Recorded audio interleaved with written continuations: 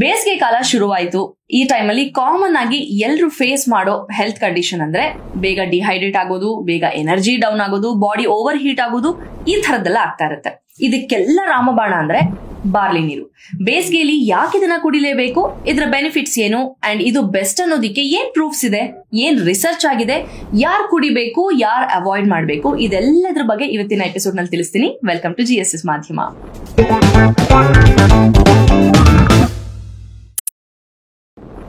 Barley ನೀರಿನ 5 magical benefit ಏನು ಅಂತ ತಿಳ್ಕೊಳ್ಳೋಣ. 5ನೇದಂತೂ ವೆರಿ ಇಂಟ್ರೆಸ್ಟಿಂಗ್, ಮಿಸ್ ಮಾಡದೆ ನೋಡಿ. ನಂಬರ್ 1, ಹೈಡ್ರೇಷನ್ ಮೇಂಟೈನ್ ಮಾಡೋದು. ಬಿಸಿಲಿಗೆ ಬಾಡಿ ಹೀಟ್ ಆಗೋದು, ಡಿಹೈಡ್ರೇಷನ್ ಆಗೋದು ತುಂಬಾನೇ ಕಾಮನ್. ಇದಕ್ಕೆ ಬೆಸ್ಟ್ ಅಂದ್ರೆ ಬಾರ್ಲಿ ನೀರು. ಇದರಲ್ಲಿ ಕೂಲಿಂಗ್ ಪ್ರಾಪರ್ಟೀಸ್ ಮತ್ತೆ ಎಲೆಕ್ಟ್ರೋಲೈಟ್ಸ್ ಗಳಿದೆ. ಅಂದ್ರೆ ಪೊಟ್ಯಾಷಿಯಂ, ಮ್ಯಾಗ್ನೀಷಿಯಂ ಇರೋದ್ರಿಂದ ಇವೆಲ್ಲ ನಮ್ಮ ದೇಹದ ಹೈಡ್ರೇಷನ್ ನ ಮೇಂಟೈನ್ ಮಾಡೋದಕ್ಕೆ ಹೆಲ್ಪ್ ಮಾಡುತ್ತವೆ.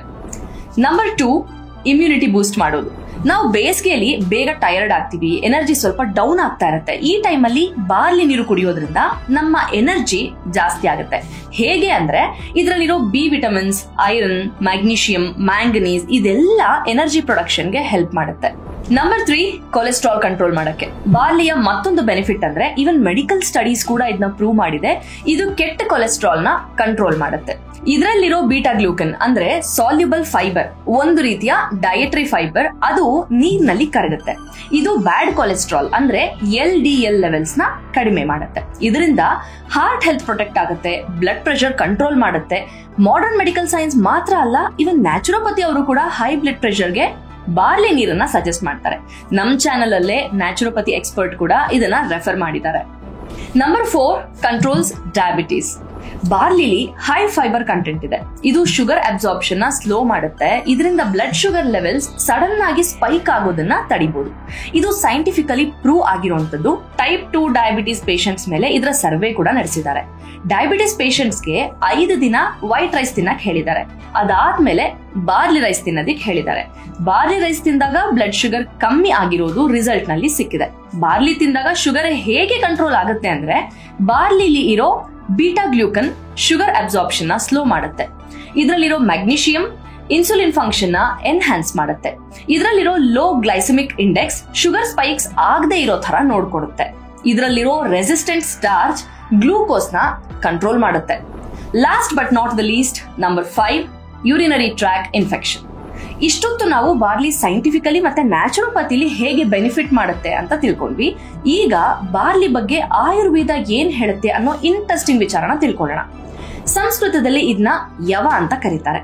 ಆಯುರ್ವೇದದ ಮೂಲ ಗ್ರಂಥ ಸುಶ್ರುತ ಸಂಹಿತೆಯಲ್ಲಿ ಯವ ಅಂದ್ರೆ ಬಾರ್ಲಿ ಬಗ್ಗೆ ಮೆನ್ಷನ್ ಆಗಿದೆ. ಬಾರ್ಲಿನ ಆಲ್ಕಲೈನ್ ಅಂತ ಹೇಳಲಾಗಿದೆ. ಆಲ್ಕಲೈನ್ ಅಂದ್ರೆ ಸಿಂಪಲ್ ಆಗಿ ಹೇಳ್ಬೇಕು ಅಂದ್ರೆ ನಮ್ ದೇಹದಲ್ಲಿ pH ಮಟ್ಟನ ಬ್ಯಾಲೆನ್ಸ್ ಮಾಡುತ್ತೆ. ಸೊ ದಟ್ ಆಸಿಡ್ ನ್ಯೂಟ್ರಲೈಸ್ ಆಗಿ ಆಸಿಡಿಟಿ ರಿಫ್ಲೆಕ್ಸ್ ಆಗದೆ ಇರೋ ತರ ನೋಡ್ಕೊಳ್ಳೋದು. ಇನ್ನು ಒಂದೇನಂದ್ರೆ ಆಯುರ್ವೇದದಲ್ಲಿ ಯವಕ್ಷಾರ ಅಂತಾನೆ ಔಷಧಿ ಇದೆ. ಅದನ್ನ ಬಾರ್ಲಿ ಪ್ಲಾಂಟ್ ನ ಯೂಸ್ ಮಾಡಿ ತಯಾರಿಸುವಂತದ್ದು. ಈ ಔಷಧಿನ ಯೂರಿನರಿ ಟ್ರ್ಯಾಕ್ ಇನ್ಫೆಕ್ಷನ್ಸ್ಗೆ, ಹೊಟ್ಟೆ ಉಬ್ರ ಇದನ್ನೆಲ್ಲ ಟ್ರೀಟ್ ಮಾಡೋದಕ್ಕೆ ಕೊಡ್ತಾರೆ. ಸೊ ದಟ್ ಈ ಬಾರ್ಲಿ ಕಿಡ್ನಿ ಫಂಕ್ಷನ್ಸ್ ನ ಇಂಪ್ರೂವ್ ಮಾಡೋದು, ನಮ್ ಬಾಡಿಯಿಂದ ಟಾಕ್ಸಿನ್ಸ್ ನ ಹೊರಗೆ ಹಾಕೋದಕ್ಕೆ ಹೆಲ್ಪ್ ಮಾಡುತ್ತೆ. ಈ ಬಾರ್ಲಿ ಬಗ್ಗೆ ಋಗ್ವೇದದಲ್ಲೂ ಕೂಡ ಉಲ್ಲೇಖ ಇರೋದ್ರ ಬಗ್ಗೆ ಅಂಡ್ ಹರಪ್ಪ ಸಿವಿಲೈಸೇಷನ್ ಆ ಟೈಮಲ್ಲೂ ಬಾರ್ಲಿ ಬಳಸ್ತಿದ್ರು ಅಂತ ವಿಕಿಪೀಡಿಯಾ ಹೇಳುತ್ತೆ. ಇಷ್ಟೇ ಅಲ್ಲ, ಜೊತೆಗೆ ಬಾರ್ಲಿ ನೀರು ಡೈಜೆಷನ್ ಹೆಲ್ಪ್ ಮಾಡುತ್ತೆ, ಗುಡ್ ಗಟ್ ಬ್ಯಾಕ್ಟೀರಿಯಾನ ಪ್ರಮೋಟ್ ಮಾಡುತ್ತೆ. ಇದರಲ್ಲಿ ಫೈಬರ್ ಜಾಸ್ತಿ ಇರೋದ್ರಿಂದ ವೇಟ್ ಲಾಸ್ಗೂ ಹೆಲ್ಪ್ ಮಾಡುತ್ತೆ. ದೇಹದ ಒಳಗೆ ಚೆನ್ನಾಗಿದ್ದಷ್ಟು ಅದು ಮೇಲ್ಗಡೆನೂ ರಿಸಲ್ಟ್ ಕೊಡೋದ್ರಿಂದ ಸ್ಕಿನ್ ಅಂಡ್ ಹೇರ್ ಹೆಲ್ತ್ಗೆ ಕೂಡ ಇದು ಹೆಲ್ಪ್ ಮಾಡುತ್ತೆ. ಈ ಬಾರ್ಲಿ ನೀರನ್ನ ಬೆಳಿಗ್ಗೆ ಖಾಲಿ ಹೊಟ್ಟೆಲ್ ಕುಡಿದ್ರೆ ಬೆಸ್ಟ್, ಬಿಕಾಸ್ ಡಿಟಾಕ್ಸ್ ಫಂಕ್ಷನ್ ಚೆನ್ನಾಗಾಗುತ್ತೆ.